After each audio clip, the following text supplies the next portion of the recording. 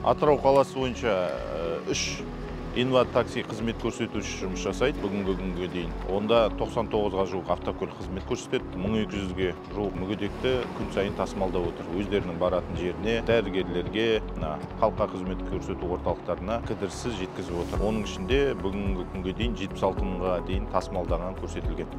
Енді барлық ең бірінші жолаушының қауіпсіздігі қамтамасыз етілген. Барлық машина таңертең маршрутқа қосылмастан бұрын тексеріледі. Жүргізушілері медициналық тексеруден өтеді, өздерінің денсаулығына байланысты. Және де сапалы қызмет, ең бастысы сапалы қызмет болып табылады.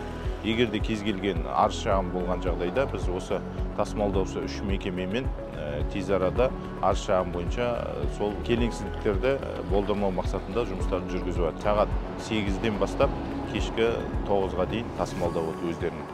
Егер де ол азаматтар ұшақпен бір жақтан келетін болса, оны да күтіп алады.